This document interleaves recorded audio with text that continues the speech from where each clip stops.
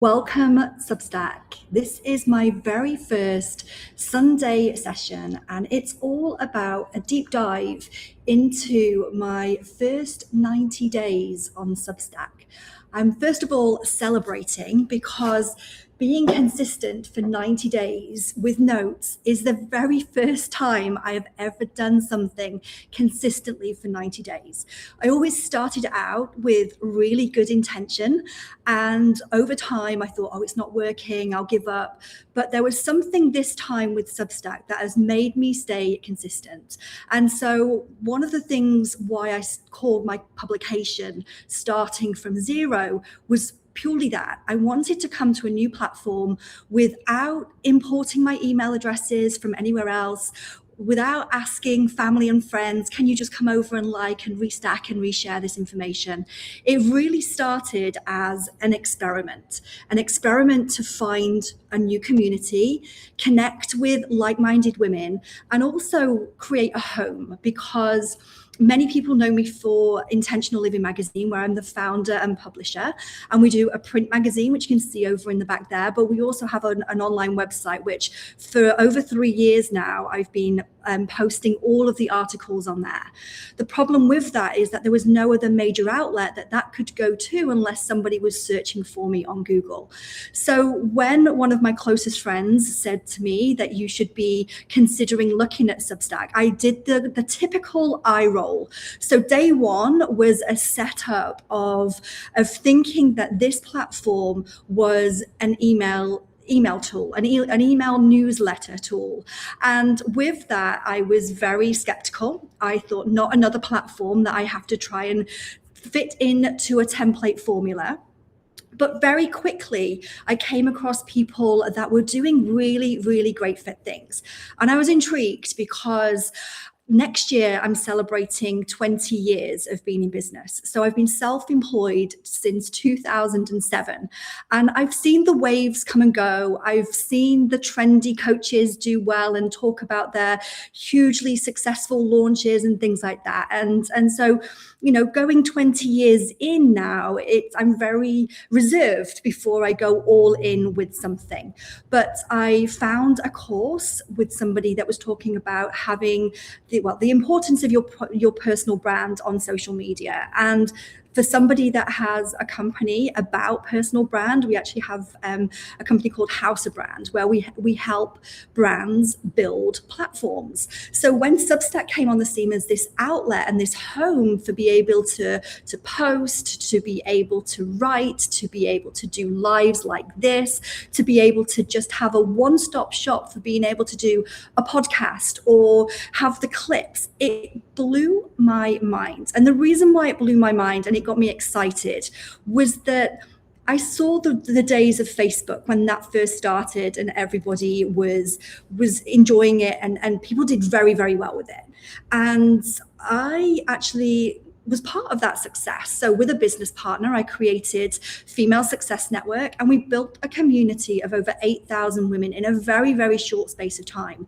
And that was built by going live consistently for a period of 6 weeks, where we shared education, tools, insights, everything that would either help a woman start out in business or start over in business. So that led on to us going to different paths and starting afresh when I moved here to New York 8 years ago, where I had to literally start from zero.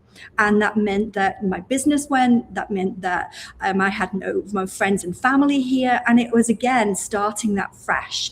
And at the time, it was very difficult. It was daunting. And it was extremely overwhelming of like not knowing where to start and what to do. And there's similarities in this, because now that I've found community in person, when Substack came onto the scene, it was very much of like, actually now we have an opportunity to build community here as well. So the reason why I wanted to go live today, and full confession here, this is a little bit outside of my comfort zone. My comfort zone is actually doing a live interview with somebody where we can have a conversation and we can go back and forth. So it feels very strange just looking into the webcam here and talking to you. So if you are with me and you are listening, just let me know that I'm not alone here, and just let me know where you're tuning in from, and and just introduce yourself, because I think you're going to enjoy the next part of the session, because I really want to give you some insights into what has been grown here so far. And the reason why I want to be so transparent and open is that I want you to follow along. Like, this is literally the first 90 days. So I've done some little stats around everything, and I'll share it in the article below. So for anybody that is watching, enjoy. There'll be a follow-up with the further insights in what that came from, because I've created a little bit of an infographic there with everything of real, raw, honest stats from organic growth over these past 90 days. So just want to say hi to Teresa from Rome, Tina, oh, thank you, Saratoga, thank you for being here. And so, okay, I'm going to share some stats. So as of Friday, that was my 90-day, my celebration of 90 days on Substack. And on Friday, I have landed with 408 subscribers, which blew my mind, because that's 408 people that have actually allowed me and invited me into their inbox to say that I support what you're doing. I want to know more, and I'm interested to hear about you. And that is the biggest amount of new connections I've made on any platform previously, which I just don't take lightly. I think it's such an honor that we get to meet people in this way. And when they share that private space, because quite frankly, your inbox can be completely overwhelmed with spam, and it can be very chaotic, and it's just sometimes not a nice place to be. So to have the honor to be in somebody's inbox and to be in somebody's timeline like this, it is a true honor. So it was 408 subscribers in the first 90 days. Then, not that the followers mean so much, but it still does. It's still somebody that's clicked to say, hi, I want to get to know you. I'd like your information in the feed. That's 748 followers in the first 90 days, which again, I have not seen on any other platform. And so bearing in mind with those, the subscribers, that was organic. So that is not something that I've not imported my email addresses from anywhere else. I haven't been on Instagram to say, hey, come over here. This is organic new connections, which just opened the door to endless possibilities of what's possible here. So that was really, really exciting. And then what happened from there is notes. So with my notes, I decided that I wanted to become more consistent because, like I said at the beginning, this is the first time I have shared consistently for 90 days. And that, I feel, has been a reflection of the results. So I made the intention to post a daily intention of the day. And so with the intention of the day, it was just something that I would already do naturally. And I would have a cup of tea in the morning and say, okay, what do I want my day to be today? How do I want it to unfold? So instead of just thinking about it, the beauty of Substack notes is that something can be in your mind, and you can just publish it as a reflection like that. And so one of the notes that I posted this week is that the beauty of the notes section is like you grabbing a coffee with a friend and you saying, you'll never guess what I realized this week, or you'll never guess what I'm focusing on this week, or what I found out.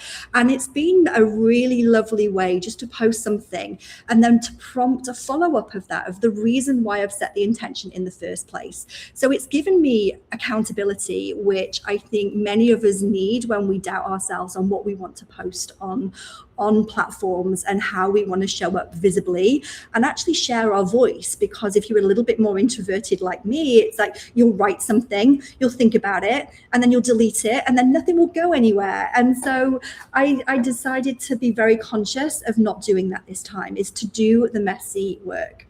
And then the other thing that I did very, very quickly was get an accountability partner, somebody that has started from zero at the same time as you, that is a similar personality, that you can support each other, give each other feedback, honest feedback as well, that you think would be helpful for you to be able to really establish your foundations and roots here. So that was the other element of what I wanted to focus on. So that came about through doing live video. So the very first live video she's now become one of my greatest friends. It's the incredible Ellen Newhouse, who, if you've been on one of her lives, you'll know the energy that she brings to the conversation.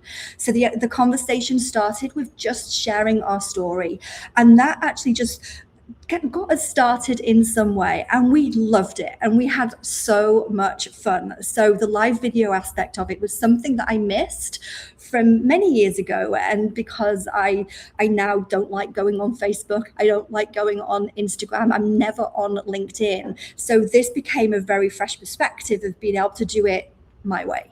And so having conversations like that with really incredible women doing incredible things that have this energy that jumps off the screen to you is something that really excites me, because community is at the heart of what I want to do and what I want to be part of as well, through partnerships, collaborations, and really linking arms with other women, having conversations like this. And then the next live that I did was with Rachel Perry, and we did a live, again, a little bit about discovering ourselves and what we've done previously and how we're coming here and how it got started on Substack. And then in the meantime, I invested in myself, in my growth, and my learning and education. So I joined over the team with Write, Scale and Grow, and I did a live interview with Yari over there, and we spoke about how we are making Substack home, because that was a really relevant conversation with everything that I was hoping to do with the magazine. So from that, I think that was a fantastic live to do with an influential voice in the space, that we were able to have a really raw and honest conversation, that it's not necessarily about the larger numbers, it's actually looking about the foundations of what you want to create here and how you want to utilize it. Because the more honest and authentic and raw that you can be in this space, I think the more quickly you're going to connect with other people that are aligned with you and that you can continue a conversation with. So then after that, I then had a live with my friend Anne-Louise Harbert from the UK, and that was all about energy, how you can lead with the soul and how you can step into your true voice. Because, full confession here, I went very silent on social media for nearly 3 years, because when I closed down the business back in the UK with a huge, large community and started from zero here in the US, it was difficult. I was going through full menopause and through surgical menopause at 39. I had left all my family and friends back in the UK. I just didn't know who or where I was at that time until I found my home here. And then it's only through finding other women who are supportive and they understand, and you can have those conversations in person, it allowed me to start showing back up authentically on social in a way that I could distribute and connect with and partner with other experts through the magazine. So I think the big learning in all of this is, when you are starting from zero, is to find an outlet and a community that works for you. And that might be just writing and publishing your content. It might be live conversations like this that you can have with somebody else. It might be co-authored articles. There's a whole list of other things that would feel aligned. And when you feel aligned with something, I'm not scripted today. I just had my little fancy report that I did, that I put all of my stats into Claude and brought it back. And I was like, wow, this is really interesting. It's given me all of the information that I want to be able to share with others that might just feel a little bit lost and overwhelmed with starting on Substack. And why this matters is that we are now in that wave. I think I just said earlier in the live about seeing the different waves of seeing something going to go big. And so I saw that with Facebook, and then Facebook Live, and then Facebook groups, and then I saw it over on Instagram. And many of those times I've seen it and predicted it and saw the potential of it, but stood on the sidelines. And I stood on the sidelines many times purely because I wanted to help everybody else. And this time, I think now that you step into your midlife era, it's a case of actually there's wisdom to share, there's education to share, there's expertise to share. And so this felt like the time of like, this is it. This is it.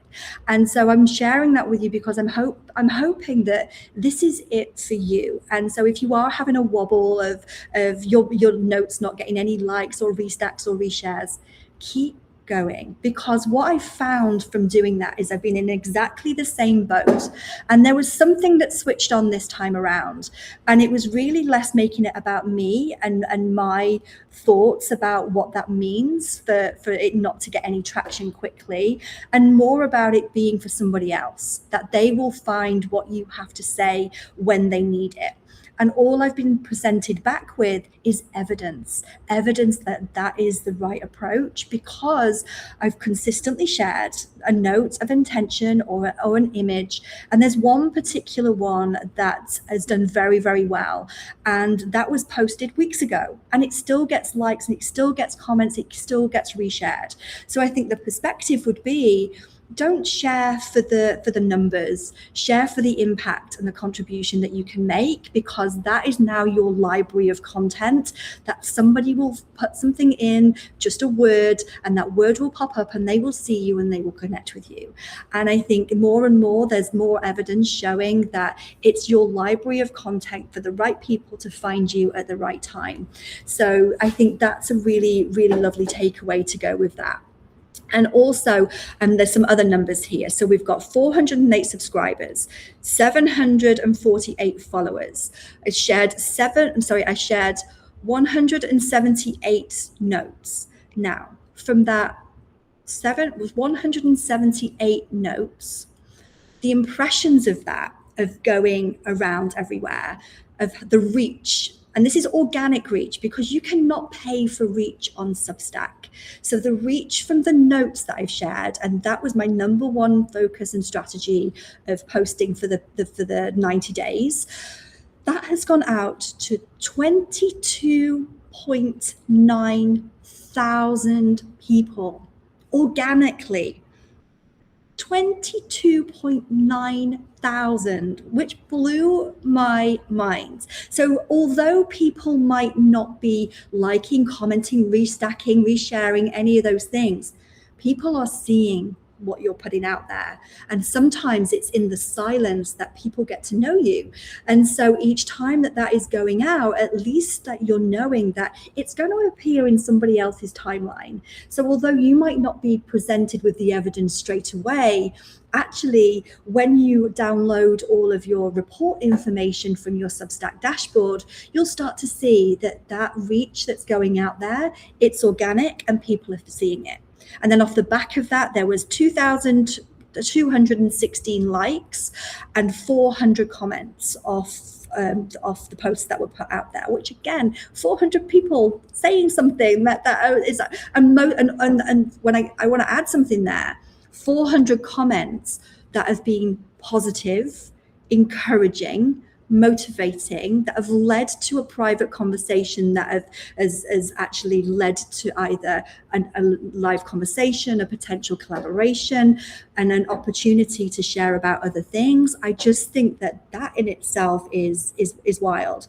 And then 130 subscriptions were traced to physical notes.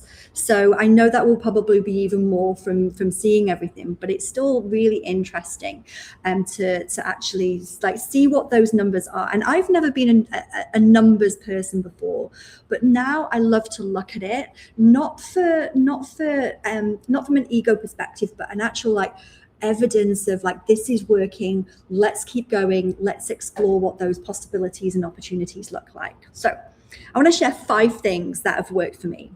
And that has been the photo note, this is me, like, hi, this is me, this is what I'm here for, this is what I'm writing about, and just a raw reflection of what I would do professionally, but also what I do in my personal time. So one of the best notes that I had was that I was on my paddleboard, and I was just enjoying a Sunday paddle on my paddleboard, and said, this is where you can find me on the weekends. And so if you can give an insight to who you are as a person, the right people can connect with you and have the right conversations.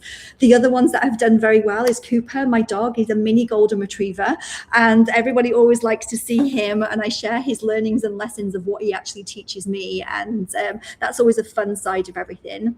Very interestingly, the intention of the day isn't the leading note that will be put out there. It is the personal reflections. It is the behind the scenes photograph. It is the picture of me saying, hi, I'd love it to connect with you.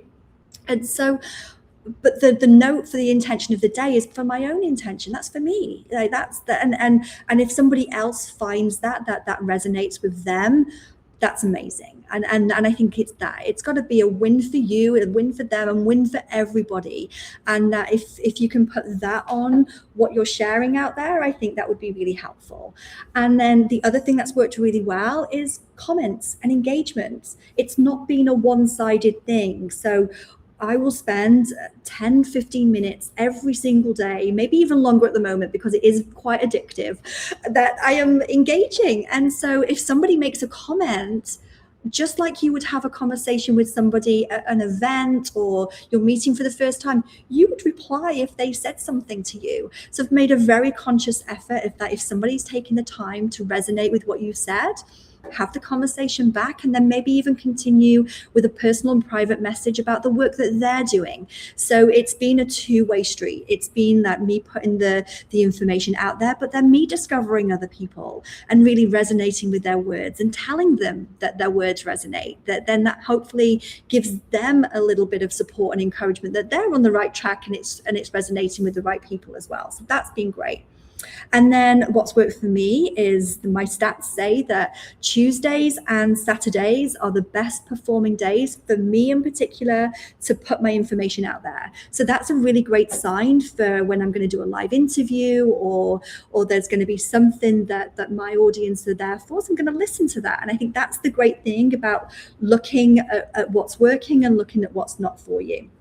And then I said imperfect has beaten the perfection all the time. So it's really funny because as a professional photographer from back in the day, I used to be a recovering perfectionist. I wanted everything to look a certain way. You'll even see with the magazine, like inside the magazine, I write it, I design it, do everything, and it has to be just so. But with Substack, it doesn't need to be just so. It doesn't need to be perfect. If something is on your mind, that's been actually the best note that I've done. The one that says that if it's on your mind, share it. If it's on your heart, write it. If it's on, if you want to get it out there, publish it. And that's the real truth, is that it doesn't have to be something that has to be approved by somebody else before you publish it out there. So I think that imperfect action has been the winner all the way through. Like today's live, this was not planned. This was me just looking at the information. I was like, I want to share with somebody, and if it's helpful to somebody else, that's amazing. And so I think that just showing up and doing things your way without it being a script, without it being perfect, it just allows you to be the true essence of who you are, so somebody else can connect with you if they feel aligned with it. So that was what I said there. And what I've said for number 5 is generosity compounds. And I say that as Ellen being a great example. She's been so generous with her lives, with connecting people. And I think that it's a feeling that makes you want to be generous too. It has a ripple effect. So if you can be generous to somebody else, I'm sure it's going to pay you back dividends where you will receive that as well. It has a compounding effect. So I think that by supporting somebody that is starting out, by being able to have a conversation with somebody, not just making it be that you want to do a live conversation with the influencers of Substack right now. Actually, can you support somebody new that's out there and give them some insight, give them some supportive words? Something that Substack's becoming very famous for right now is like it being a platform where it feels welcoming, supportive, friendly, encouraging. And I think that us as individuals all have a responsibility to continue that. And I think the more that we take responsibility for our own actions in what this space can become, anything's possible with that. And I think that that's just been a really great takeaway. And so they're the things that have worked. And then there are a few things that I would have done differently. And so I'd love to share that with you. And I'd love to hear from any of you that have been on Substack for longer than 90 days, that if you've got any words of advice of what you would do differently to somebody, if you were starting from zero again right now, what would that be? So I'll share mine if you share yours. So number one, I would have turned on the subscriptions and the paid tiers sooner. And I know I'm only 90 days in, but the reason I say that is I read an article about paid tiers and why people are losing, not just leaving money on the table. I don't necessarily like that term, but they're actually looking at it from the wrong perspective. And what resonated with me is that it's not necessarily seen as this is a paid subscription, you're going to get this, and it be very regimented and structured. That works. But actually for somebody that has of a softer nature, that wants it to be, that they want to share their expertise from their writing, that actually that opportunity for somebody to support you, to back you, to encourage you, to buy you a coffee. That was why Substack originally implemented that, was to support the writing, to support the expertise that you're sharing. So that was a real shift, because, and when I first started out, I was like, I can't turn paid tiers on right now. I don't know what somebody would pay me for. Yet I had pledges waiting there and then. And I also read about the paid tiers being the opportunity for you to appear in the rising categories and for you to actually have other things that are opened up. So there was a real awareness of like, okay, I get that. And although, I do want to create community and I do want to add value and have those paid tiers that have workshops like this, it's just a different perspective that would give that. So Tina has got an incredible Substack. So if you have an opportunity, please do subscribe to Tina. She did an incredible interview and shared her insights. And she said, I would have started using notes sooner, at least within the first month. I waited 6 months to actually write notes. Game changer. I completely agree. And so that was another point of wanting to start on notes. And when I say about investing, I did invest to work with Jari and Sinem and Philip to really find out the structure of what that was. And so I joined their Substack accelerator to learn the foundations from the very beginning. And the reason why I did that was because before, in the past, I've Googled things, I've spent so much time trying to seek the best foundational structure on something that it never actually gave me the structure that I needed. So I knew that with Substack, I needed to hit the ground running for the magazine's perspective. But what's turned out, it's actually been a personal perspective as well, which has allowed me to start to share my personal story from moving from the UK and starting from zero in the US, but now evolving the starting from zero on here as well. So that was what I would do differently. So that, and then what I would also have done is gone live sooner. Now I did go live quite soon, but I would have gone live sooner. And the reason why I say that is that it's led to a further reach of aligned audiences. And I say that from a collaborative, not a competitive approach, that when you meet aligned audiences, you can then have continued conversations in different areas.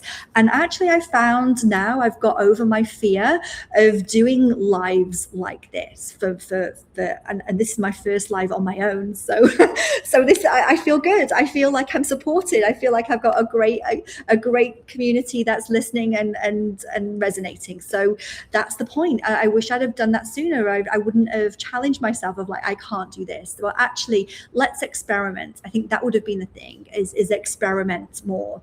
And then what I would have also have done is being able to link a monetization aspect to it through the custom pages that I've now gone on to build through my about page, because not just the magazine, but from myself, I've been in business for the past 20 years next year, and I help women, start their business, start over in business, but also create platforms. Ironically, it's been outside of Substack before now, but it's been creating this platform for their visibility, for their expertise, to build their authority, to share their words, to share their wisdom, and to actually sort of like build that with strategy behind it.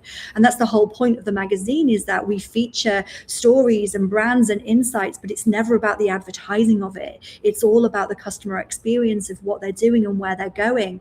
But right now, nobody knows that about me. So that was the thing of like, well, how can I now link with everything that I did outside of Substack with everything that I want to do with Substack? So you have the opportunity to create custom pages. So you make sure that you fill out your about page. That would be an instant do that. And then also a custom page of somebody being able to work with you. And I think that some of the things that Cinema's been sharing is that being a creator and not making a sale is, it's not a failure. It's just that you're afraid of making the sale or asking somebody for something. But if you don't ask, then how can somebody say yes? How can they say no? And I think the only person that's holding you back from yourself, from any of that, is yourself. But also it's yourself stopping you from anything going forward as well. So I think that was a huge reflection. And then the other thing that has worked for me is doing the things in the quiet, doing the things behind the scene and experimenting. So what I've been able to do is create my own Canva templates that I've gone in the back end of Substack, and I've looked at every single measurement from email headers to like in the feature of images to even dividers. And I've made a Canva template that allows me to custom that, because I want to bring my essence of design, like things like this that I love to be able to do and create, that makes it visual, because I'm a visual learner. I want to be able to sort of like have that there. And so what I've been able to do with the work that we do with House of Brand is that we have clients that we launch the platforms for, and we've been able to launch one of our clients on Substack. So she was able to have the Canva templates to build everything. So you should check out Hey Now Jen. So we did her whole customization of her page, where she's now got paid tiers for community and her subscribers, and she launched her business on Substack, which we're really proud of. So I'll make sure that in the notes of this, you get a link so that you can see what we've done there. And I think that's it. It's that I like to zig whilst everyone else is zagging. So I want somebody to land on our publication and see something a little bit different, that you can see that we put the details and we can put the extra little touches, and that we can have some kind of customization so that it looks different. It actually attracts the eye. It really has that edge of professionalism, a bit of luxury, and a little bit of like elevation in what we want to do and what we want to offer. So I'm going to make sure that is included in our annual member subscription. So if you're interested in that, make sure you subscribe. And also the replay of this will be for our paid tier, so then you can rewatch and take any of the tips on there, along with the template, but also the how-to and what I've done in the past 90 days. So the reflection of all of that, because I don't want to keep you much longer, but what I did want to say was, it says, personal presence converts. The more that you can be you and you can show up with who you are without looking at the numbers, without worrying about what that looks like, then do that. Then the other thing I said is, it says, post on Tuesdays and Thursdays, which I'm going to do. So find your day that works for you. And also don't be afraid to send personal messages and actually share the real and raw and vulnerable, because that's been another thing. It's been the notes, it's been the posts, it's been a little bit of education, it's been a little bit of learning about who I am for a person, and whether you want to be friends with me or whether you want to be in the community with me, then that's great. The other arm of it then is then then being able to show other clients how Substack can be used, and allowing them to pick my brain of what's been learned so far, and also have the whole stealing of my style. So it's been 90 days of growth. It's been 90 days of learning. It's been 90 days of experimenting and connecting with others, creating community. And I really believe that this has been the best 90 days that my business has had so far, through investing in learning, through implementing, through being consistent. There's been so many wins from these 90 days that I hope that there's just one element of this that helps you in your next 90 days to focus on something new, to actually explore what's possible. And I would love to continue the conversation. If you love lives like this, make sure that you do subscribe from the free option to the paid tiers. There is a special offer on right now, and just enjoy what Substack has to offer, but make the most of it and don't let it restrict you from being shy. Just do it messy. And I think that I will be back here in the next 90 days to give you the next wave and the next installment of what that looks like for me personally and professionally. But in the meantime, I would just love to stay connected with you all. And if you would like information either about the templates or picking my brain, just send me a message, put a note in the comments, and we can stay connected. I will be reading and reviewing anything that you put in there in the comments. So make sure you say hi. Let's stay in touch. And I look forward to seeing you again very, very soon. Thank you so much.